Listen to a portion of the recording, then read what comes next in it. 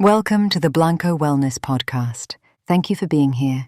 Take a breath, settle in, and let's talk today about where a life actually lives and why most people are looking for it in the wrong place. If someone asked you to describe the best day of your life, you would probably reach for something exceptional. A milestone, a celebration, a moment of arrival that stood apart from the ordinary run of days. This is natural. We are trained to identify significance through contrast, to locate what matters in the peaks rather than in the stretches between them. Yet look honestly at how a human life is actually composed. The peaks are rare. The overwhelming majority of days are ordinary: Tuesday mornings, unremarkable commutes, meals eaten without ceremony, evenings that end without anything notable having occurred.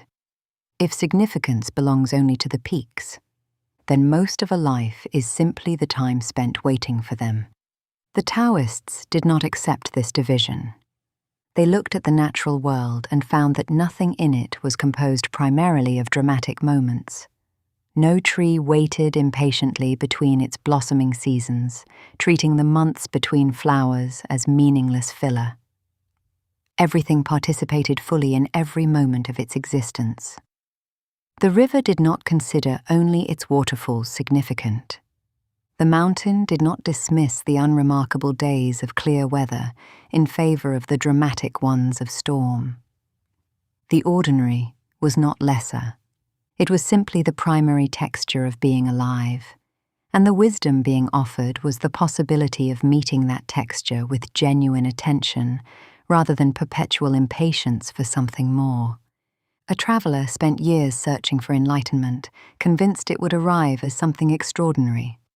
A revelation, a dramatic transformation, an experience that would finally separate what came before from what came after. Eventually, he found an old sage and asked what enlightenment actually was. The sage said, "When hungry, eat. When tired, sleep." The traveler was disappointed by the simplicity of this. The sage continued, "Most people eat while thinking about tomorrow, and sleep while worrying about yesterday. Very few actually eat. Very few actually sleep." The teaching was not about eating or sleeping. It was about the difference between being inside an experience and passing through it while mentally located somewhere else. Most people, on any given day, are not fully where they are. The body is at breakfast, but the mind is already at work. The body is at work, but the mind is already at Friday. The body is at Friday, but the mind is rehearsing next week's difficulty.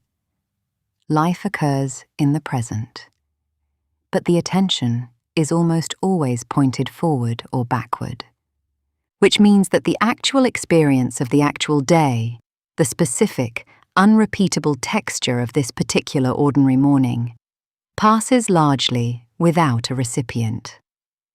It happens. It is just not quite lived. Think about the memories you carry most vividly from a decade ago. Not the scheduled significant occasions, the memories that have genuinely stayed. For most people, they are surprisingly ordinary.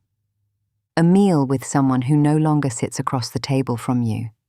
A conversation that went nowhere in particular, but somehow went somewhere that mattered. An afternoon with no agenda. A moment of unremarkable beauty that your full attention happened to catch. What made those moments memorable was not their external significance. It was presence, the fact that attention genuinely arrived for them, that you were actually there rather than somewhere else in your head. And so the experience landed rather than passing through. The Buddhist teaching on impermanence carries a gift inside it that is easy to miss when the teaching is first encountered.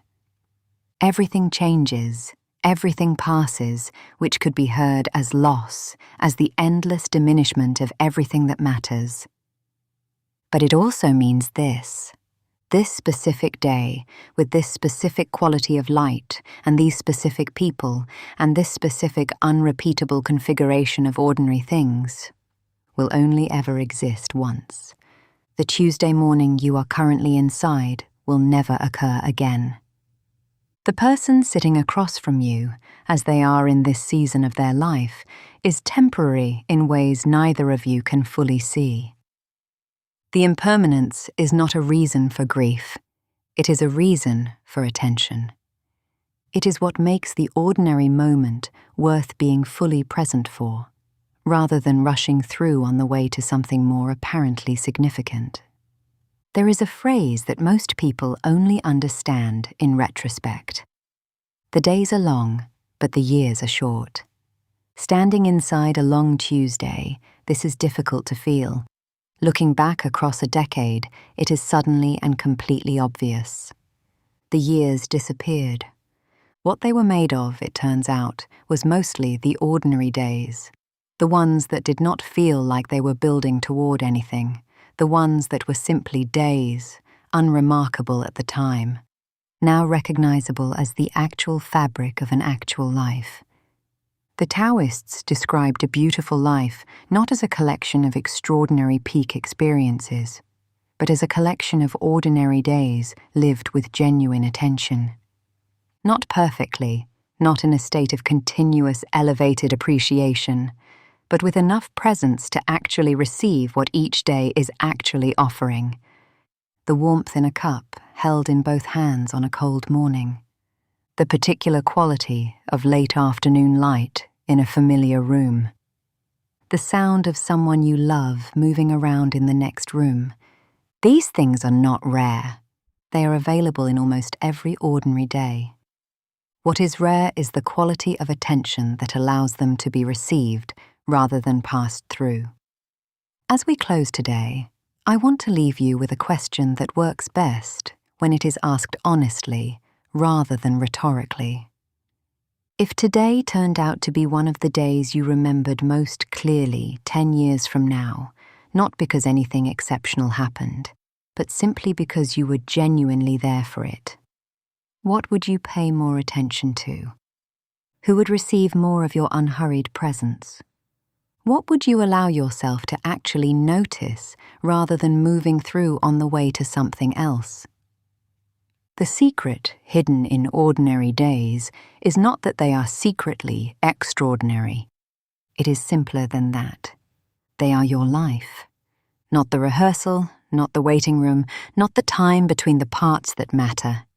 The life itself unfolding right now in exactly this unremarkable moment.